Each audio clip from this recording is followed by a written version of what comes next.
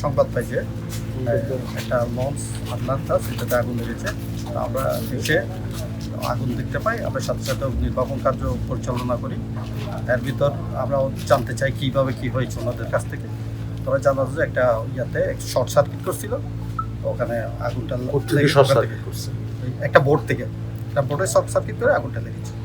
তো আমরা 3টা ইউনিট কাজ করতেছি আমাদের কাজ, আর নির্বাপন পর্যন্ত আমরা লাশ এখনো পর্যন্ত পাই না। একটা আমাদের একজন ঘুমন্ত আছে শুনছি, আমরা ওখানে সার্চ করতেছি, এখনো জি কাজ করতেছি। ঘুমন্ত যে ছিল তিনি কি সেখানকার ওনারা যাত্রী তোলার জন্য আসছিল, এই জন্য ওনারা সবাই ব্যস্ত ছিল, যার ওনারা সেই জন্য ভিতরে কেউ ছিল না বলছে, একজন শুধু ঘুমন্ত ছিল বলছে। ক্ষয়ক্ষতি কি পরিমাণ? ক্ষয়ক্ষতি এখন তো আমরা এখনো পর্যন্ত বলতে পারবো না, আমরা একটু পরেই জানাবো যখন আমরা। এখন নিভে গেছে পুরো না, পুরো নিবে না, এখনো কাজ চলতেছে। মানে এটা আগুন বলে প্রতিদিনের মতো এখানে সেন্ট মার্টিন ঘাট, মানে এটা বিএডব্লিউটি, আর এখান থেকে নুনিয়াছড়া ঘাট থেকে সেন্ট মার্টিন যায়। তো সেই সুবাদে আজকে মনে করেন পুর সাইডে থেকে জাহাজ ছাড়ার কথা ছিল। তো প্রতিবারে মানে একটা প্রথম ধাপ দ্বিতীয় ধাপে এভাবে মানে জাহাজগুলো ছাড়ে।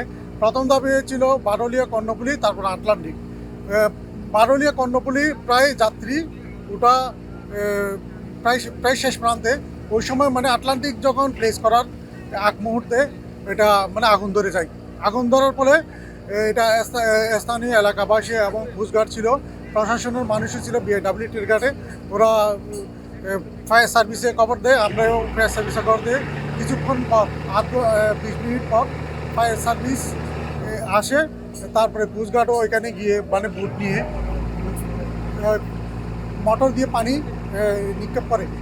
তো মানে প্রায় সেই থেকে এ পর্যন্ত 6:30 থেকে এ পর্যন্ত আগুন চলমান রয়েছে। যে আমরা ওখানে যাত্রী ওঠার জন্য 3 জন আমরা করেছিলাম, বাকিগুলো আমাদের জাহাজ নিয়ে আসতেছে। এদিকে কর্ণফুলী বারোলিয়া জাহাজ এখানে থাকছে, আমাদেরটা এখানে বাসা অবস্থা ছিল লাগানোর জন্য জেডিতে। এরপরে কর্ণফুলী বারোলিয়া ছাড়ার পরে যখন আমরা এইদিকে জেডিতে আসতেছি, তখন হঠাৎ ওই নিচের কেবিনের স্টাফ কেবিনের ওখান থেকে আগুনটা ধরছে বলে আমি জানছি। পরে ওখানে অনেক বড় হয়ে গেছে, নিয়ন্ত্রণ আনা জানি আমরা অনেক চেষ্টা করছি। এরপর ফায়ার সার্ভিস এখানে ফিশিং ট্রলার এগুলো নিয়ে আমরা দ্রুত নিয়ন্ত্রণ আনার জন্য চেষ্টা করতেছি, এখনো চলতেছে। যে আমাদের একজন লস্কর ছিল নূর কামাল নামের, এই ছেলেটা কিন্তু ওখানে ঘুমিয়েছিল। ওখানে ঘুমানো অবস্থায় ওখানে কি হয়েছে এখনো বলতে পারছি না। ওখানে ছিল, ওখানে ঘুমিয়ে নিচতলায়। এখন এখানে আমরা ভিতরে যেতে পারি নাই, আগুন ওখানে তো জ্বলতেছে অলরেডি। এটা শিপ হলো আটলান্টিক শিপস, আর এখান থেকে এরা যাত্রী তোলার সময় আসার সময় আগুনটা পিছন থেকে লাগছে নিচে, অতটুকু কেউ জানে না। এটা আমি উপর থেকে আসছি রে, এটা আমি এখানকার আমার থেকে তেল নেই এটা জাহাজটা। তারপর আমি শুনছি রে, আমাকে ফোন দিছে, শুনছি রে জাহাজের কি লাগছে, আগুন লাগছে। স্টাফ বলে এরা এটা আগে চলতো তো টেকনাফ থেকে সেন্ট মার্টিন, এবারে গত 2 বছর থেকে কক্সবাজার নুনিয়াছড়া থেকে সেন্ট মার্টিন চলাচল করতেছে। 6টা বাজে প্যাসেঞ্জার উঠে 6টা বাজে ছাড়ার কথা ছিল। পরে বারোয়ালিয়া কর্ণফুলী প্যাসেঞ্জার উঠাবার কারণে আমাদের প্যাসেঞ্জার উঠানোর সম্ভব হয় নাই। আমরা 6টার পরে ছাড়ার কথা ছিল, মানে বারোয়ালিয়া আর কর্ণফুলী ছাড়ি দেওয়ার পরে আমরা জেটিতে বিটবো, জেটিতে বিড়িয়া লোক উঠাবে। ওই যে আগুন এখানে জ্বলতেছে লাগতে তো জানি না। আমরা এখানে যাত্রী উঠাবার জন্য আসছি, মাস্টার ওখান থেকে জাহাজ নিয়ে আসতেছিল। বারোয়ালিয়া কর্ণফুলী ছাড়ি দেওয়ার পরে আমাদের জাহাজ বিড়াবার কথা, জাহাজ বিড়াচ্ছিল। এমন অবস্থা হঠাৎ করে দূর থেকে দেখলাম যে আপনার স্টাফ কেবিন যেখানে থাকে, স্টাফের কেবিন এখান থেকে ধোঁয়া বাইর হচ্ছে।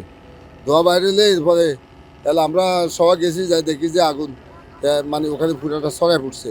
ফায়ার সার্ভিসকে খবর দেওয়া হয়েছে।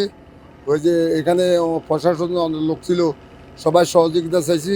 পরে ফায়ার সার্ভিস আসছে। ফায়ার সার্ভিস আসার পরে আপনার প্রায় 1 ঘন্টা 1.5 ঘন্টার সময় ওরা মোটর টোটর ইত্যাদি ফার্ম টার্ম ফিটিং করতে সময় লাগছে।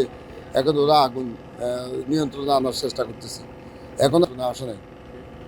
জাহাজে তখন স্টাফ ছিল, জাহাজের স্টাফ, মাস্টার, ইঞ্জিনিয়ার, তারপরে এই কোয়ার্টার মাস্টার, তারপরে অয়েলম্যান গ্রিজার যারা ছিল, ইঞ্জিন চালা ওরা ছিল। তারপর নাবিক ছিল, নাবিকেরা ছিল 6 জন। তারপর বাবুসি একজন ছিল, কোয়ার্টার মাস্টার হলো 2 জন, মাস্টার ইঞ্জিনিয়ার এবং আপনার অয়েলম্যান 3 জন। একজন সকালবেলা ব্যথা পাইছে, ওরা হসপিটালে পাঠানো হয়েছে।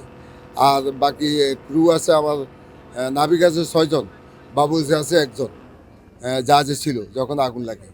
তৎক্ষণাৎ ওরা আগুন নিভাবার জন্য চেষ্টা করছে। ওখানে আমাদের যে পোর্টেবল স্টিংগুলো ছিল ওগুলো দিয়ে ওরা বাড়ছে, কিন্তু ফায়ার হোজ দিয়া, যেহেতু জেনারেটর ইলেকট্রিক শর্ট সার্কিট হয়েছে, জেনারেটর বন্ধ করে দেওয়াতে ফায়ার হোজগুলো চালু করতে পারে নাই। ফায়ার হোজগুলো চালু না করার কারণে ওই যে পোর্টেবল স্টিংগুইজার ছিল ওগুলো দিয়ে আগুন নিয়ন্ত্রণ আনার চেষ্টা করছে, কিন্তু এটা সম্ভব হয় নাই। একটার দিকে এই জাহাজটা এখানে নোঙর করা ছিল। পর্যায়ক্রমে বিআইডব্লিউটি ঘাটে তারা যাত্রী তোলার জন্য এই জাহাজগুলো সেখানে নোঙর করে, তারপর যাত্রী নিয়ে সেন্ট মার্টিনের উদ্দেশ্যে রওনা হয়। এখানে নোঙর করা থাকা অবস্থায় আগুন ধোয়া দেখা যায়। ফায়ার সার্ভিস তাৎক্ষণিকভাবে আসে, এছাড়াও কোস্টগার্ড হেল্প করে এখানে আগুন নিভানোর ব্যবস্থা করা হচ্ছে। আমরা আসলে এখনো জানি না আগুনের সূত্রপাত কীভাবে, এবং এখন পর্যন্ত আমরা হতাহতের কোনো ঘটনা জানতে পারি নাই। আমরা একটা তদন্ত কমিটি করতেছি অতিরিক্ত জেলা ম্যাজিস্ট্রেটের নেতৃত্বে। সেখানে ফায়ার সার্ভিস, নৌ পরিবহন অধিদপ্তরের প্রতিনিধি, বিআইডব্লিউটি ওনারা থাকবেন, এটা পর্যালোচনা করবে। আর এখান থেকে আমরা 7টা জাহাজ সেন্ট মার্টিনের উদ্দেশ্যে প্রতিদিন পর্যটক নিয়ে যায়। এই সকল জাহাজের যারা প্রতিনিধি আছেন, নৌ পরিবহন অধিদপ্তরের প্রতিনিধি, ফায়ার সার্ভিস, কোস্টগার্ড, বিআইডব্লিউটি সবাইকে নিয়ে আমরা আজকে বিকেল 3টায় একটা পর্যালোচনা সভায় বসবো, যাতে যে জাহাজগুলো সেন্ট মার্টিনের উদ্দেশ্যে ছেড়ে যায় তাদের জাহাজগুলোর কন্ডিশন আমরা পুনরায় পর্যালোচনা করে প্রয়োজনীয় সংশোধনের যদি কোনো প্রয়োজন থাকে আমরা পদক্ষেপ নেব। স্যার এই ঘটনায় কোনো নাশকতার আমরা এখন পর্যন্ত কোনো খবর পাইনি। ভিতরে আমাদের ফায়ার সার্ভিসের লোকজন আগুন নিয়ন্ত্রণে অলরেডি এনেছে, আমরা তাদের সাথে কথা বলতেছি। এখন পর্যন্ত আমরা কোনো যাত্রী ছিল কিনা স্যার? এখন তো যাত্রী তোলা হয়নি, তারা এখানে নোঙর করা ছিল। এর আগে কি ফিটনেসের কোনো সমস্যা ছিল এই ধরনের? এগুলা ফিটনেসের ঢাকা থেকে যে নৌ পরিবহন অধিদপ্তর সেখান থেকে ফিটনেসের তার সার্টিফিকেট নিয়ে আসে, আমরা তাদেরকে নিয়েও